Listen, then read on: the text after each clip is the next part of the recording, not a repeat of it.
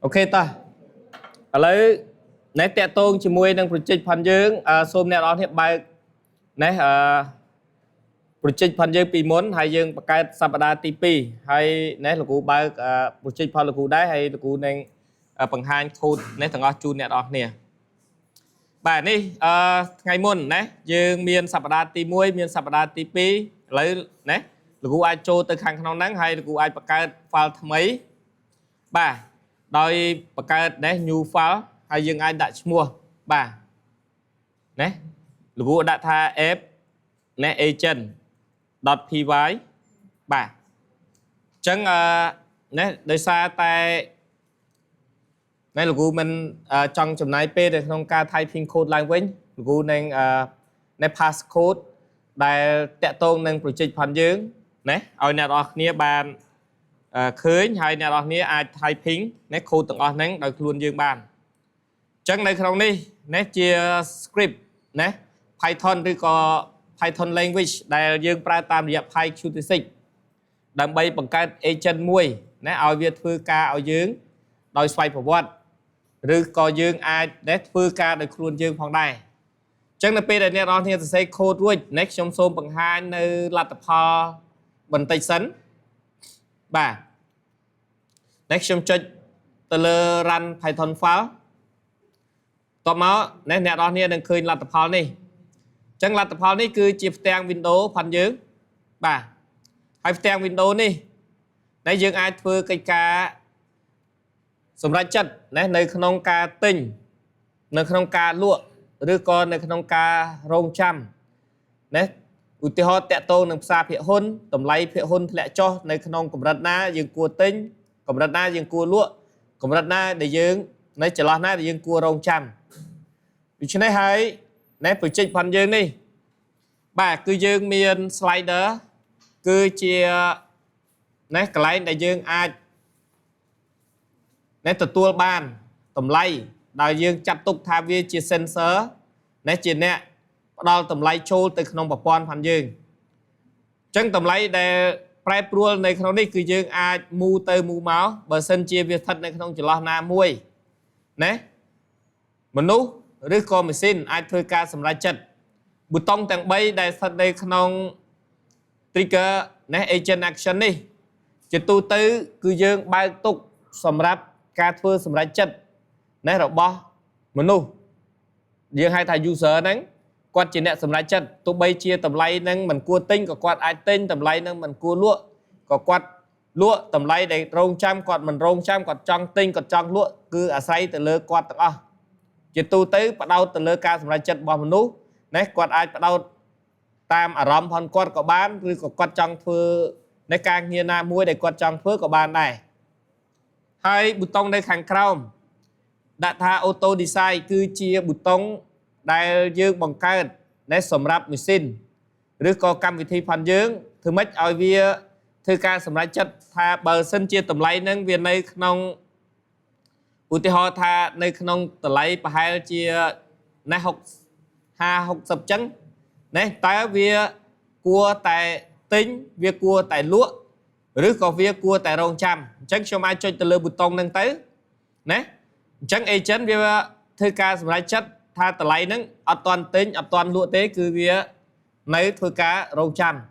ក៏ប៉ុន្តែបើសិនជាមនុស្សអាចនិយាយថាខ្ញុំចង់លក់បើសិនជាគាត់ចង់លក់គាត់ចុចលើប៊ូតុងលក់អញ្ចឹងមនុស្សណាអាចសម្រេចចិត្តថាគាត់ត្រូវទៅលក់ទោះបីជាគាត់គិតថានៅតម្លៃហ្នឹងមិនសមនឹងទីផ្សារក៏ដោយតែតម្រូវការគាត់ថាគាត់ចង់លក់គាត់លក់បានណាហើយគាត់ក៏អាចសម្រេចចិត្តថាទិញក៏គាត់អាចចុចទិញបានណាតែបើសិនជាណាគាត់ថារងចាំដូចម៉ាស៊ីនគាត់រងចាំបានក៏ប៉ុន្តែសម្រាប់ម៉ាស៊ីនណារងចាំនៅតែរងចាំគ្មានការប្រែប្រួលទេឧទាហរណ៍ដូចជានៅក្នុងតម្លៃដែលធ្លាក់ចុះមកនៅសល់ត្រឹម16សម្រាប់ម៉ាស៊ីនគឺវាទិញក៏ប៉ុន្តែមនុស្សអាចលក់មនុស្សអាចរងចាំណាមនុស្សអាចទិញដែរបាទអាចទិញដែរដូច្នេះឃើញការសម្រេចចិត្តផនមនុស្សវាអត់ដូចម៉ាស៊ីនទេម៉ាស៊ីន dương chọn mà xa tiết có viên nơi tập tính này vì pro tầm lấy nâng cứ chia tầm lấy nè đại video khơi tha trần nâng bà hay bà sân chia dương mơ tầm lấy đi về lại tầm đó ưu tiên họ tha bài sắp chiêng sầm rạp mình xin dương chọn tầm lựa ô tô design đi máu viết cho bà trên lụa có phần tế bài chia một nút ai tình ưu tiên họ bật trong ai một nút cho tình một nút ai rong chàm một nút ai lụa có vấn đề xua đây mình xin viết đây tại cho bác luôn viết hai viết thời thật tình bà tại bởi viết thật đây không chỉ lo muối ưu tiên đây không chỉ lo muối nè bật đây cho rồi còn đây thấm sam buôn cho nè mình xin viết đây tại đã xa ca rong chàm tại một nút ai tính một nút ai lụa một nút ai rong chàm tôi bây chia tờ lấy mấy cái đó mình nuôi nơi tại ai thư ca sầm lại chật tôi bây giờ quạt đằng thạch hạt quạt đằng thạch trần đánh quạt tròn bát ấy cứ lừa quạt té mình xin ở tỷ à vậy đây dương cầm nốt rule lại quạt màu mấy về đã sai chẳng tăng bị đau đau chọc việc miền này rùng chua chấm pua tầm layឬcó ấy tỷ bố cứ việc bưng phải từ lỡ thiết chỗ hay nâng chấp bắp đại ban cầm nốt nơi kháng khăn nâng ta việc tới thưa ấy nè đầm bấy ơi luôn vía nè ai râu reverse rư râu phao bị doi ban trơn chia ate parama ơi tới mình chặt phần vía ní cứ chia ate bị doi nè nơi khung ca pra agent đầm bấy chuối nơi khung ca thưa sự đây sầm lại chất bỏ dưỡng nơi khung nè vì say rồi còn nơi khung chùm niên nam muội trong cái lấy ní chim trong phải chẹt nè đó thì đây tha nè ca bằng ca cam vị này cứ viên miên sạ sầm khăn sầm đẹp dương này nơi khung ca nghĩa này chùm hiên làm bông nông niêm trên nè này develop application này nơi khung bà cam vị thiปัญญา สปานิมัด พันdương bà ở lấy nè đòn thế ban khơi nè ca demo project hay nơi thạ phải giao nơi khung ca bằng ca cam vị thi dương hay đối với chúng ta bắt đầu thôi ca phần vô ở pi code nè đại dương nâng từ sở xế mà đo mà bật toát rùm chỉ môi nâng ca phần vô bọc nhóm nè đầm bây ở nè đó niêm miên mù lật than nơi nông ca thưa ai program đi nè trên chỉ play ca chắc xong nè xôm nghiệp mà khăn khang ca nghiệp hành dương vĩnh chỉ tu tới nè đó nè đang ai thà về đại dương bia nè desktop application dương pra tam rìa phai Qt6 dương chỉ học thuật nè pika pra visual environment nè đang bay ai tầm nay cả framework phai Qt6 ban một tí chắc nè đó nè tới ăn vót nè cả tầm lại visual environment hayในក្នុង លំហាត់ nè đại trong ban ដាក់ ในក្នុង video យើង 2 គឺនិយាយលំអិតអំពីរបៀបในក្នុងការបង្កើតក៏ប៉ុន្តែក៏មានចំណុចមួយដែរសម្រាប់អ្នកដែលបង្កើតណែដែលលោកគ្រូបានលើកឡើងកន្លងមកនៅក្នុងណែជីត bus នៅពេលដែលអ្នកនរគ្នាចូលទៅកន្លែង terminal ហើយរកណែជីត bus នឹងអត់ឃើញឥឡូវលោកគ្រូបិទ line នេះអស់ណែអញ្ចឹងអ្នកនរគ្នាពេលមករកជីត bus នេះអត់ឃើញបើសិនជារកអត់ឃើញណែខ្ញុំសូមឲ្យអ្នកនរគ្នាចូលទៅក្នុង Google ហើយវាយពាក្យ Git Bash ហ្នឹងណាហើយ download វាយកមកបន្ទាប់មកណាយើងជ្រើសរើសបាទទៅតាមប្រភេទ OS ផងយើងហើយ install វាទៅតែខ្ញុំសូមបញ្ជាក់តែសម្រាប់តែអ្នក Windows បានហើយសម្រាប់អ្នកដែលប្រើ Mac មិនចាំបាច់ទេពីព្រោះអ្នកប្រើ Mac នៅ terminal របស់ Mac គឺមានភាពងាយស្រួលនៅក្នុងការធ្វើការនៅតម្លើង visual environment សម្រាប់ណា Python ផងយើងអញ្ចឹងខ្ញុំនេះចង់បញ្ជាក់ឲ្យអ្នកនរគ្នាចូលទៅក្នុងណាបាទ Google អញ្ចឹងអ្នកនរគ្នាអាចចូលទៅក្នុង Google បន្ទាប់មកអ្នកនរគ្នាអាចវាយណា Git Bash បាទ Git Bash ហើយអ្នកនរគ្នាអាចប្រើពាក្យ download ទៅជាប់ជាមួយក៏បានដែរបន្ទាប់មកអ្នកនរគ្នាឃើញ logo របស់ Git Bash ណាអ្នកនរគ្នាអាចចុចណាទៅលើ download ហ្នឹងបាទបន្ទាប់មកទៀតអ្នកនរគ្នាឃើញមានពាក្យ Windows បើសិនជាយើងប្រើ Windows អ្នកនរគ្នាប្រើ Mac ណាឬក៏ប្រើ Linux ឬក៏អ្នកនរគ្នាអាចចុចទៅលើប៊ូតុងដែលនៅក្នុងរូបអេក្រង់បើសិនជាយើងប្រើ Windows វានឹង load នៅកន្លែងហ្នឹងអញ្ចឹងយើងអាចចុច download for Windows ពេលដែលយើងចុច download លើ Windows អ្នកនរគ្នាឃើញមាន file setup ណាទី1គឺយើងប្រើសម្រាប់ x64 ផងយើងហើយនឹង ARM64 setup តែជាទូទៅម៉ាស៊ីនយើងណានាពេលបច្ចុប្បន្នយើងតម្លើងបាទជិតសម្រាប់ Windows x64 ឬក៏អ្នកនរគ្នាអាចចុចណាកន្លែងខាងលើនេះក៏បានដែរបាទអញ្ចឹងពេលដែលអ្នកនរគ្នាចុចទៅលើហ្នឹងបាទវានឹងធ្វើការ download ណាវានឹងធ្វើការ download file ហ្នឹងហើយបន្ទាប់ពី download ហើយអ្នកនរគ្នាណាអាចតម្លើងវាធម្មតាបាទអាចតម្លើងវាណាបើសិនជាអ្នកនរគ្នាមិនតម្លើងវាណាទេគឺអ្នកនរគ្នាមិនអាចប្រើប្រាស់វាបានទេអញ្ចឹងរងចាំណាវាបាទ download ចប់តែសម្រាប់ខ្ញុំសូមមិនណាធ្វើការ download ទេហើយអ្នកនរគ្នាអាចណា download វាហើយបិទទៅវិញទៅបាទ download install រួចបិទវាចោលអស់ទៅរួមទាំងការបិទណា VS Code ផងដែរបិទ VS Code ហើយបើកវិញទើបយើងឃើញណា GitHub ជំទោសទើបយើងឃើញ Gitbash ណានៅក្នុងទីតាំងនៃ terminal ផងយើងបាទនេះគឺជានៃចំណុចសំខាន់មួយចំនួនដែលខ្ញុំចង់ឲ្យអ្នកនរគ្នាណាយល់ពីកិច្ចការទាំងអស់ហ្នឹង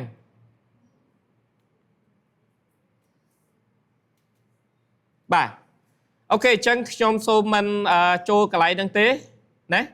ខ្ញុំសូមងាកណាទៅកាន់ code ផងយើងដើម្បីឲ្យអ្នកនរគ្នាមើលអំពីណា code ផងយើងតើណាគេទៅសេយ៉ាងម៉េចហើយវាដំណើរការយ៉ាងម៉េចនៅក្នុងហ្នឹងជាទូទៅគឺយើងនៅតែប្រើប្រាស់ណា from ណាសម្រាប់ import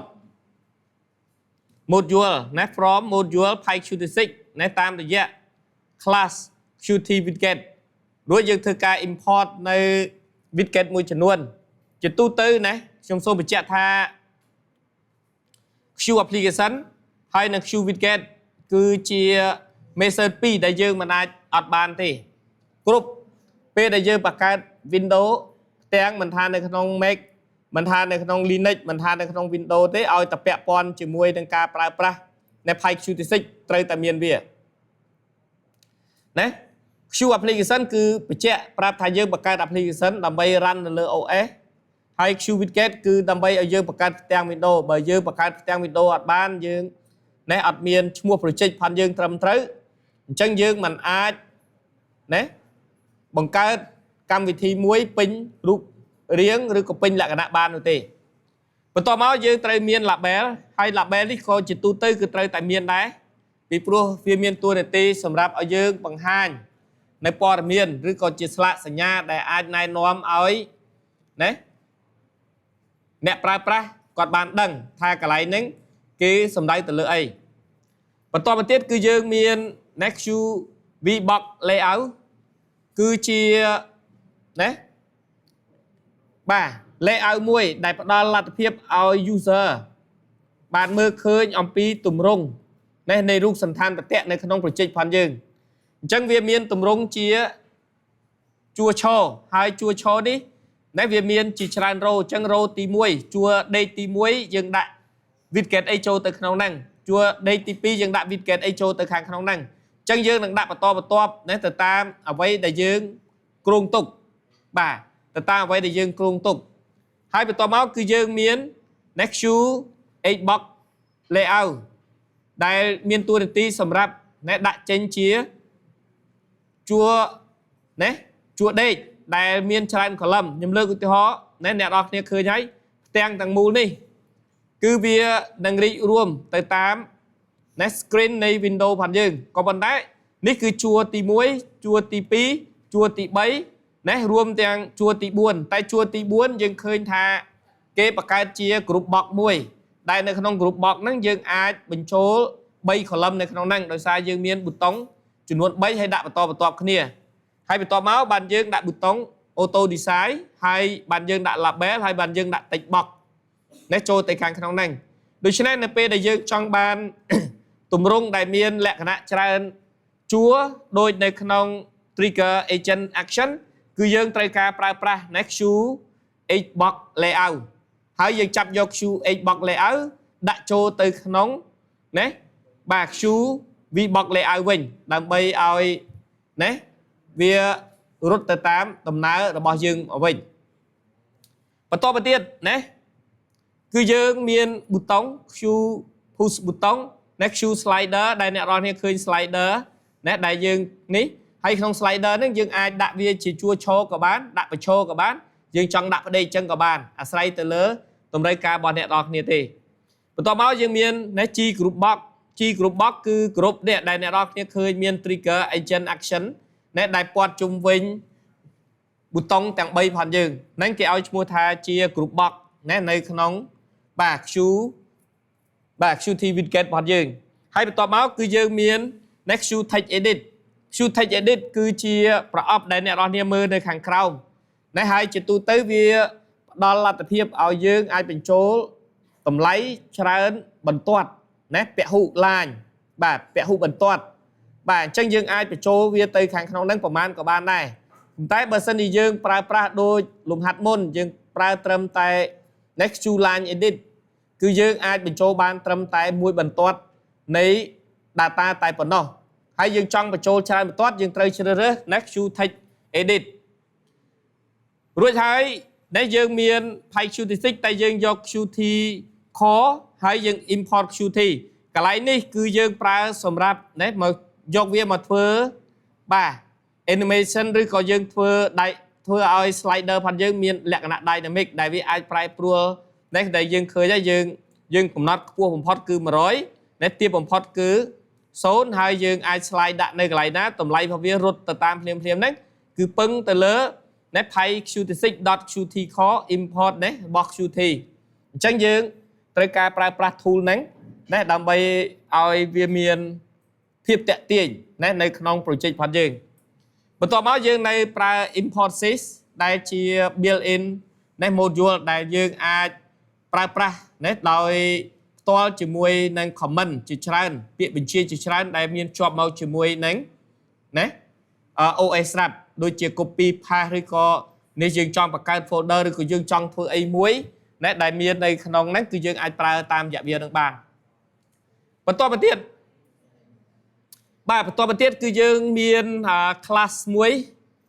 ណា class កាលណាយើងបង្កើត class ជាទូទៅវាតាក់ទងជាមួយនឹង object oriented programming គឺសំដៅទៅលើ high level programming language ដែលជាទូទៅយើងហៅថា OOP ហ្នឹងនេះគឺយើងត្រូវមាន class ហើយនៅក្នុង class គឺវាតែងតែមានណានៅបាទ object ជាច្រើនហើយយើងអាចបង្កើតវាអញ្ចឹងនៅក្នុងនេះណាយើងបានបង្កើត class មួយដាក់ថា simple agent វាគ្រាន់តែជាភ្នាក់ងារសាមញ្ញមួយដែលយើងបានបង្កើតពីព្រោះយើងមិនទាន់ឲ្យវាធ្វើការដោយស្វ័យប្រវត្តិទេនេះហើយវាក៏ជាលំហាត់សម្រាប់យើងទំហៀនដំបូងដែរដូច្នេះហើយយើងមិនទាន់មានអ្វីដែលណាត្រូវឲ្យវាធ្វើមានលក្ខណៈណាគេហៅថាកម្រិតខ្ពស់ជាងនឹងទេអញ្ចឹងយើងរៀននៅក្នុងចំណុចទាបដែរហើយបន្តទៅខ្ពស់បដើ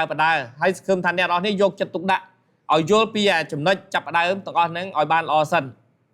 បន្តមកទៀតនៅពីខាងក្រោម class នៃ agent ផងយើងណាគឺយើងមាន doc string មួយដែលជាទូទៅ doc string នេះគឺជាសារណាសម្រាប់ programmer អ្នកសរសេរ code គាត់ធ្វើកំណត់ចំណាំខ្លួនឯងថាតើគាត់បង្កើត class មួយហ្នឹងណាដើម្បីធ្វើអ្វីហើយជាទូទៅ class នេះណាសំទោស doc string នេះណាគឺវានឹងមិនយកណាវាហ្នឹងគឺ program Python ផងយើងមិនយកទៅបកប្រែទេដូច្នេះណាវាមិនធ្វើឲ្យប៉ះពាល់ឬក៏បង្កើតឲ្យមាន error នៅក្នុងការងាររបស់វាឡើយរួចយើងបង្កើតណា method មួយបាទដែលឲ្យឈ្មោះថា decision ហើយបន្ទាប់មកយើងមាន parameter មួយឈ្មោះថា environment ហើយជាទូទៅណាពាក្យថា safe គឺជា special parameter ដែលតំណាងឲ្យ class របស់យើងនៅក្នុងហ្នឹងអញ្ចឹងរាល់ ណា method ដែលបង្កើតនៅក្នុង class គឺត្រូវតែមានបញ្ចូលនៅ special parameter save ដែលតំណាងឲ្យ class របស់យើងឈ្មោះថា simple agent ហ្នឹង simple agent ហ្នឹងអញ្ចឹងនៅក្នុងណា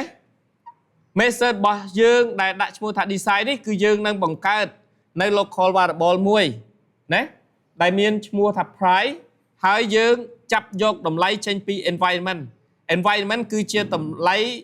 ណាដែលទទួលបានពី argument ដែលជាតម្លៃជាក់ស្ដែងដែលទទួលបានតាមរយៈបាទគេហៅថា slider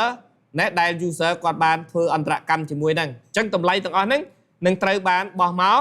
ណាតាមរយៈ parameter ហើយយើងចាប់យកតម្លៃនឹងបានតាមរយៈ key ណាឈ្មោះថា price ហើយ key price នេះជាទូទៅណាវាគឺជាទម្រង់ data structure មួយប្រភេទដែលមាន key ហើយនឹង value ប្រៀបដូចនៃ JSON អញ្ចឹងគឺនៅក្នុង Python គឺយើងមាន data structure មួយឈ្មោះថា dictionary ដែលមាន key ឈ្មោះ price ហើយតម្លៃរបស់វាគឺនឹងមានការប្រែប្រួលទៅតាមនឹងណាធម្មតាអញ្ចឹងតិចទៀតខ្ញុំនឹងបង្ហាញជូនអ្នកនរគ្នារួចហើយយើងចាប់ផ្ដើមចាប់យកតម្លៃនឹងបានយើងយកតម្លៃនឹងមកសិក្សាដើម្បីឲ្យ agent ធ្វើការអញ្ចឹង agent វានឹងធ្វើការបើសិនជាតម្លៃនឹងណាវាតូចជាងដាច់ខាតនឹង30អញ្ចឹងវានឹង return by មានន័យថាវាសម្រេចចិត្តថាត្រូវទៅទិញឲ្យតែសួរវាគឺ 100% វានឹងទិញហើយក៏ប៉ុន្តែបើសិនជាតម្លៃហ្នឹងវាធំជាង70វិញណា agent ហ្នឹងវានឹងសម្រេចចិត្តថា sell វានឹងសម្រេចចិត្តថាលក់ហ៊ុនហ្នឹងចេញដើម្បីទទួលបានផលចំណេញក៏ប៉ុន្តែបើសិនជាណាมันតូចជាង30มันធំជាង70ណាវាចូលទៅក្នុងលក្ខខណ្ឌ L អញ្ចឹងថាកាលណានៅក្នុងលក្ខខណ្ឌ L គឺវារងចាំណាมันធ្វើការទិញហើយក៏មិនធ្វើការលក់ដែរបាទនេះគឺនេះជាការងារដែលយើងត្រូវដឹងតាក់ទងជាមួយនឹងការសម្រេចចិត្តនៃជំហានតូចមួយរបស់ agent ដែលយើងបានបង្កើតនៅសម្រាប់ project មួយនេះបន្តមកទៀតយើងបង្កើត class ណា AI agent simulator គឺជាផ្ទាំងការងាររបស់យើងអញ្ចឹងនៅក្នុងផ្ទាំងការងាររបស់យើងណាយើងណាទទួលបានមរតកចេញពី Q Widget ណាដែលបានផ្ទេរមរតកហើយ class ណា AI agent simulator គឺជា child class ដែលយើងបានបង្កើតសម្រាប់ណាបង្កើតជា application មួយនៅក្នុងលំហាត់ឬក៏ project ផងយើងហ្នឹងអញ្ចឹងជាទូទៅនៅក្នុង class គឺមាន constructor មួយហើយជាទូទៅយើងដឹងហើយថា constructor វានឹងធ្វើការដោយស្វ័យប្រវត្តិនៅពេលដែលគេ call class របស់យើងយកទៅប្រើអញ្ចឹងពេលដែល call class នឹងទៅប្រើណាអ្នកដែលធ្វើការមុនគេបំផុតគឺនៅក្នុង constructor ដែលមាន special method មួយណាគឺឈ្មោះថា double underscore ណា init មកពាក្យថា initialize តែហើយនឹង double underscore ពីមុខពីក្រោយ init ហ្នឹងណាហើយជាទូទៅដូចខ្ញុំបានបញ្ជាក់ចឹងថារាល់ method ទាំងអស់ដែលបង្កើតនៅក្នុង class ណាគឺត្រូវតែមាន parameter មួយនៅមុខគេជានិច្ចនៅក្នុង Python programming គឺ save ដែលតំណាងឲ្យឈ្មោះរបស់ class ដែលជាណាកន្លែងដែលយើងស្ថិតនៅក្រោមកម្មសិទ្ធិរបស់វាហ្នឹងរួចហើយយើងមាន super ណា super.init super.init គឺជា statement ឬក៏ជា keyword ដែលយើងណាប្រាប់ទៅកាន់ constructor របស់យើងឲ្យក៏ហៅយកនៅរាល់ណាបាទ variable ឬក៏តម្លៃដែលមាននៅក្នុងណា Qt Widget ដែលជា special នេះតម្លៃបាទតម្លៃទាំងអស់អ្វីៗដែលមាននៅខាងក្នុងណា Qt Widget នេះនឹងត្រូវបានយកមកប្រើប្រាស់នៅក្នុង project ផងយើងបាទដោយស្វ័យប្រវត្តិអញ្ចឹងវាជាការផ្ទេរមរតកចេញពី parent class ណាមកកាន់ child class ដែលជា class របស់យើងបានបង្កើតហ្នឹងរួចហើយណាយើងចាប់ផ្ដើមធ្វើការជាមួយនឹងការបង្កើតនៅផ្ទាំង Windows ឬក៏ធ្វើកិច្ចការផ្សេងឲ្យតែយើងទៅសេនៅក្នុង class ជាទូទៅណាគឺយើងត្រូវតែផ្ដើមឡើងដោយ keyword save ជានិច្ច save គឺតំណាងឲ្យឈ្មោះ class រួចយើងប្រើពាក្យ ណែជាមួយនឹងការភ្ជាប់តាមរយៈ dot notation គឺ set window title ដោយយើងដាក់ឈ្មោះណែផ្ទាំងការងាររបស់យើងគឺយើងដាក់ថា AI agent simulator ដែលអ្នកនរគ្នាឃើញនៅខាងលើហ្នឹងរួចហើយអ្នកនរគ្នាឃើញចំណុចបន្ទាប់ទៀតយើងដាក់ថា save.setgeometry set.geometry ខ្ញុំឲ្យអ្នកនរគ្នាមើលលទ្ធផលកន្លែងនេះពេលដែលខ្ញុំ run file ហ្នឹងណាគឺអ្នកនរគ្នាឃើញពីចុងនេះមកដល់កន្លែងនេះណាគឺកន្លែងនេះមកដល់កន្លែងនេះគឺស្មើនឹង100 pixel ហើយពីនេះមកដល់កន្លែងនេះគឺ100 pixel មានន័យថាពេលដែលផ្ទាំង Windows នឹងចាប់ផ្ដើមធ្វើការ display គឺយើងបានប្រាប់ឲ្យវា display ណានៅចេញនៅទីតាំង 100x 100y ណាដែលជាចំណុចណាចាប់ផ្ដើមនៅក្នុងការ display ផ្ទាំង Windows ផងយើងរួចហើយអ្នកនរគ្នាឃើញមាន400 300 គឺសំដៅទៅលើទំហំផ្ទាំងណែ Windows របស់យើងអញ្ចឹងជាទូទៅពីដើមនេះពីចំណុចចាប់ផ្ដើមនេះមកដល់ចំណុចខាងនេះគឺមានចំនួន400 pixel ហើយពីលើចុះមកក្រោមពីត្រឹមនេះមកដល់ខាងក្រោមនេះគឺមានចំនួន300 pixel ដូច្នេះអ្នកនរគ្នាចង់បានធំជាងហ្នឹងចង់បានតូចជាងហ្នឹងឬក៏ចង់បានទំហំណាមួយណែអ្នកនរគ្នាអាចកំណត់បានអញ្ចឹងនៅក្នុង project ផងយើងគឺយើងកំណត់ណែទីតាំងទៅត្រូវ display AX ហើយនឹង Y គឺនៅក្នុងទីតាំង100 ស្មើគ្នាហើយ Y របស់ផ្ទាំង Windows ទាំងមូលផងយើងគឺ400 pixel គុណជាមួយនឹងកម្ពស់300 pixel បាទបន្ទាប់មកទៀតយើងធ្វើការកំណត់ណានៅយើងធ្វើការបង្កើតណានៅ environment មួយបាទនៅក្នុង environment មួយនេះជាប្រភេទ dictionary ដោយយើងកំណត់តម្លៃគោលណាទៅឲ្យ key ឈ្មោះថា price ស្មើនឹង50មានន័យថាម៉េចពេលដែល run មកអ្នកនរគ្នាឃើញតម្លៃនេះ price នេះគឺស្មើនឹង50គឺវារត់នៅចំកណ្ដាលតែម្ដងនៅពេលដែល program start មកដំបូងចាប់ផ្ដើមនៅ display មកដំបូងរួចហើយណាយើងធ្វើការបង្កើត agent មួយដោយ call ទៅកាន់ simple agent ដែលជា class យើងបានបង្កើតនៅខាងលើអញ្ចឹងយើងបង្កើតបានណានៅ agent មួយតាមយើងបង្កើត object ឈ្មោះ agent មួយតាមរយៈ simple agent class របស់យើងនៅខាងលើហ្នឹងហើយបន្ទាប់ពីយើងបង្កើត agent នឹងបានហើយយើងចាប់ផ្ដើមបង្កើតណា widget នៅក្នុងការបង្កើត widget បង្កើតយ៉ាងម៉េច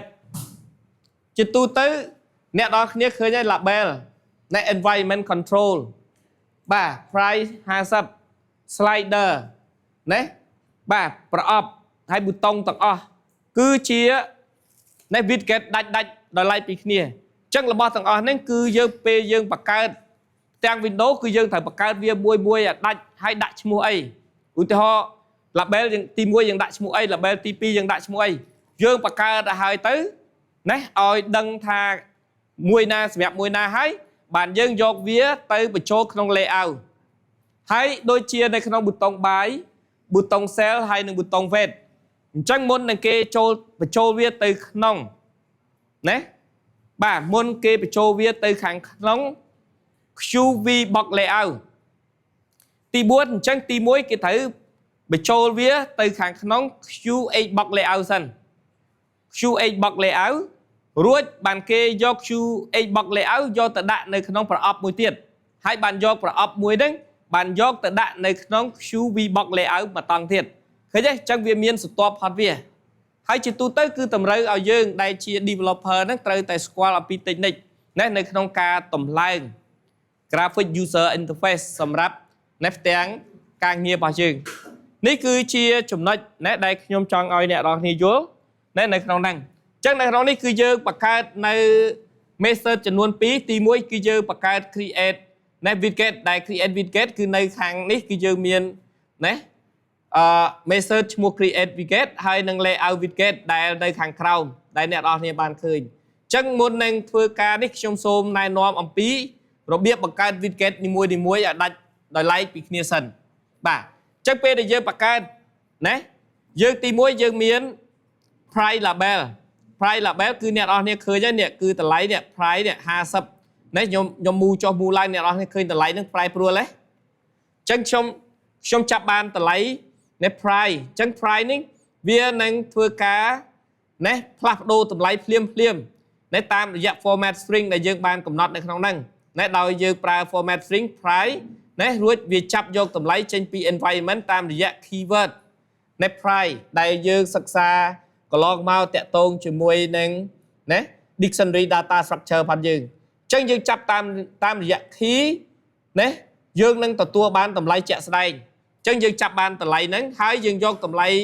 ហ្នឹងយកមកទុកនៅក្នុងណែបាទ price label ផងយើងទី2យើងមាន price ណែ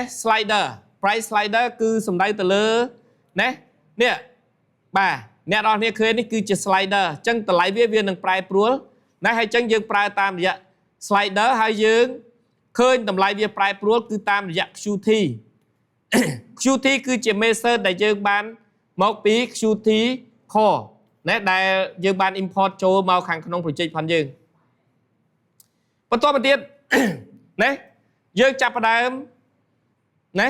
យើងចាប់ផ្ដើមឲ្យបាទ slider ផងយើងហ្នឹងធ្វើការ display នៅក្នុងទម្រង់មួយណាជាទូទៅបើសិនជាយើងជ្រើសរើសយកណែទម្រង់ horizontal វានឹងរត់នៅក្នុងជួរដេកក៏ប៉ុន្តែបើសិនជាយើងបាទបើសិនជាយើងណែដាក់វាជា orientation ជា vertical វានឹងបង្ហាញជាទម្រង់ជួរឈរបាទវាជាទម្រង់ជួរឈរដូច្នេះយើងឃើញថាជួរឈរនិងជួរដេកមួយណាសមជាងជាទូទៅ developer គឺច្បាស់ជាជ្រើសរើសយកជួរដេកហើយដោយសារមើលទៅលើណែ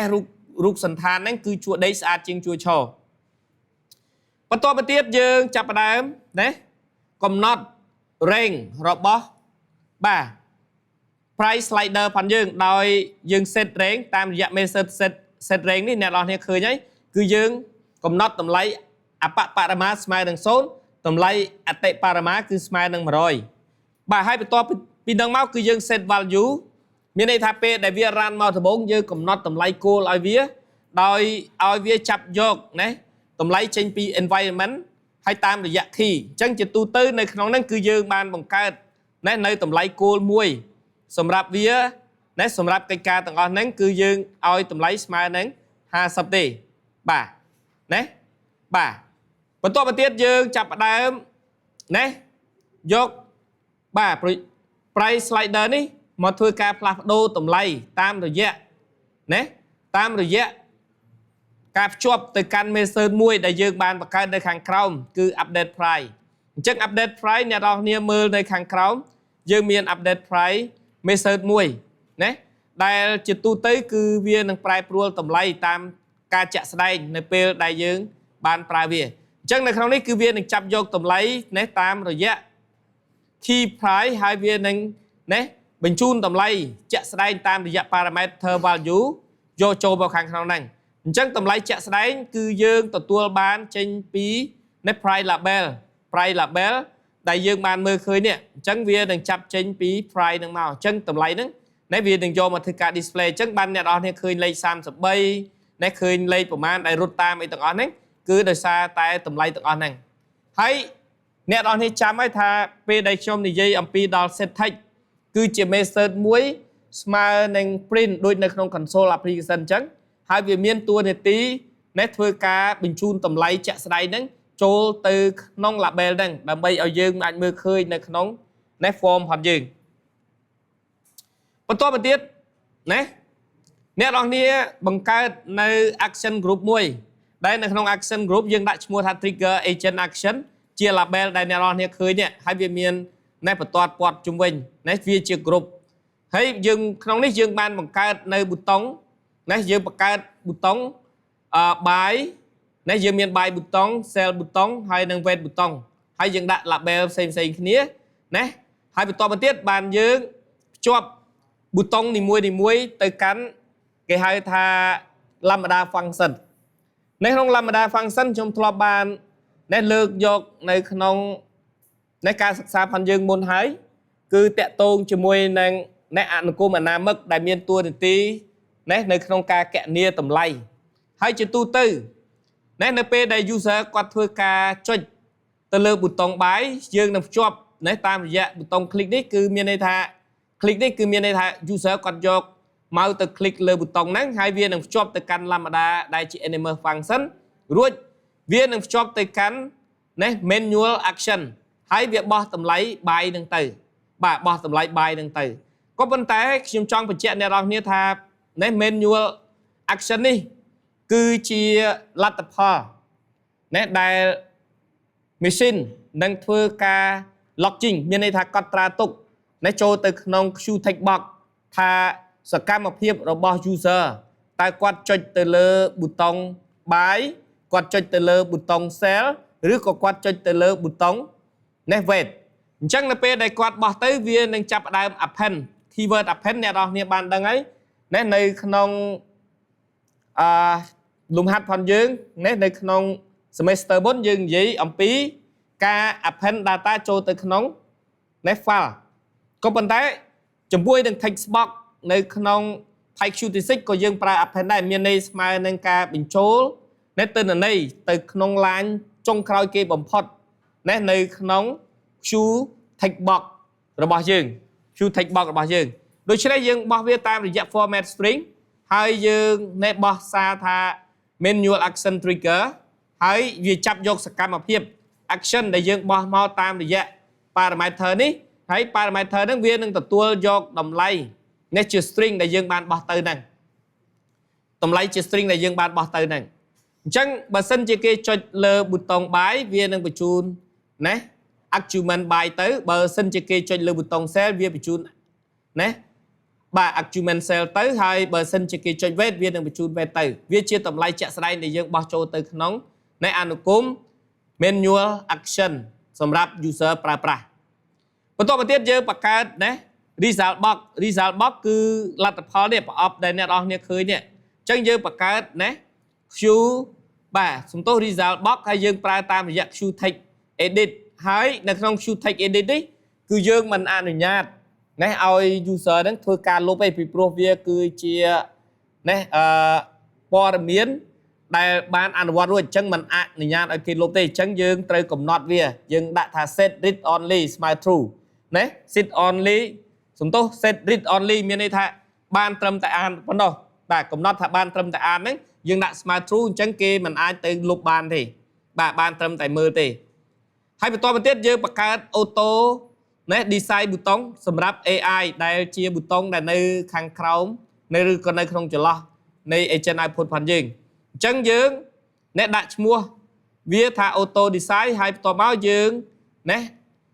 ធ្វើការចុចទៅលើវានឹងធ្វើការភ្ជាប់ទៅកាន់ណាបាទអនុគមមួយ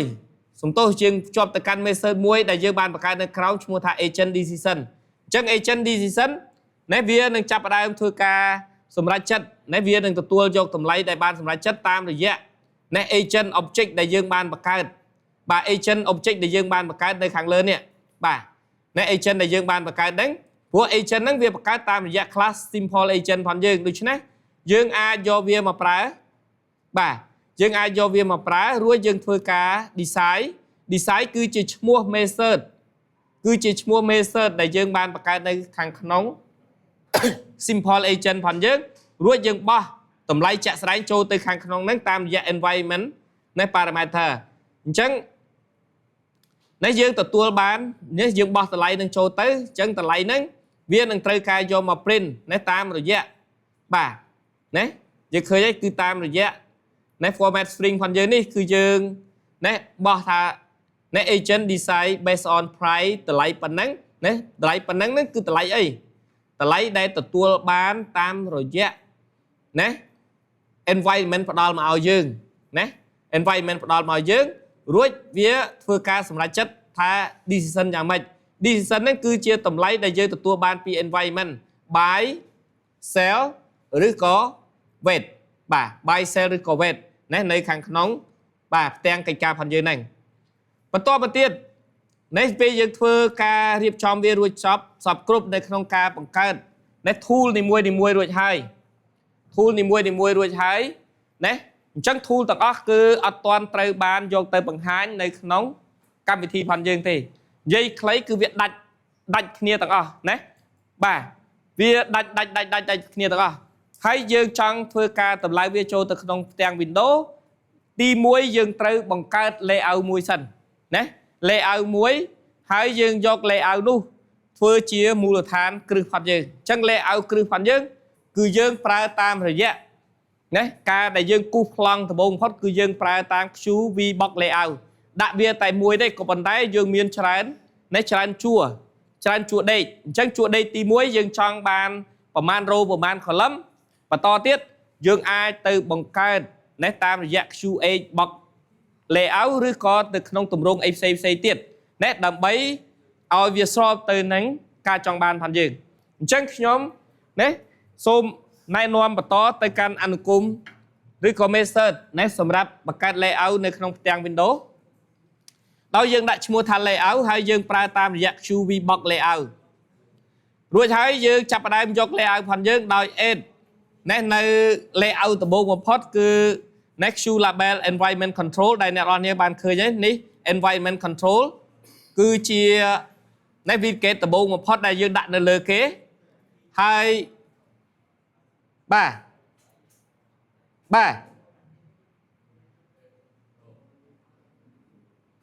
ហើយបន្តមកទៀតណាគឺយើងណាបញ្ចូលបាទ price label ដែលអ្នកនរគ្នាឃើញហើយមាន price label ហើយបន្ទាប់មកណា row ទី3គឺយើងបញ្ចូលណា price slider បាទបន្ទាប់ពីបញ្ចូល price slider ហើយគឺយើងបង្កើត Hbox layout មួយ Hbox layout គឺដើម្បីយើងចាប់យកប៊ូតុង3ដាក់បញ្ចូលទៅក្នុង column 3ក្នុង row តែមួយសិនណាដោយក្នុងនោះគឺយើងបញ្ចូលប៊ូតុងបាយទៅក្នុង H layout ដែលយើងយកបាយដាក់នៅមុខគេអ្នកនរគ្នាឃើញហើយបាទបន្ទាប់មកគឺយើងមាន cell នៅកណ្ដាលហើយនឹងណា weight នៅខាងក្រោយគេរួចបានយើងចាប់យកណា H layout ហ្នឹងយកមកបញ្ចូលទៅក្នុង action group អញ្ចឹងនៅក្នុង action group នេះណាអ្នកនរគ្នាឃើញហើយយើងមាន action group គឺយើងប្រើតាមរយៈ method ណា set layout មានន័យថាយើងយកណា H layout នេះដែលមាន1 row មាន3 column ហ្នឹងបញ្ចូលទៅខាងក្នុងហ្នឹងសិនពេលដែលបញ្ចូលទៅក្នុង action group នេះបានហើយបានយើងយក action group ហ្នឹងបញ្ចូលទៅក្នុង layout នៅក្នុង row ទី4ណាអញ្ចឹងយើងត្រូវដឹងថាពេលដែលយើងចង់ build អីមួយគឺត្រូវតែមានភាពច្បាស់លាស់បើយើងអត់ច្បាស់លាស់កន្លែងហ្នឹងការរៀបចំ UI ផងយើងអត់រត់ទៅតាមអ្វីដែលយើងចង់បានទេអញ្ចឹងវាបង្កើតបញ្ហាស្មុគស្មាញណាឲ្យយើងជាច្រើនបន្ថែមទៀតបន្ទាប់ពីយើងបង្កើតណា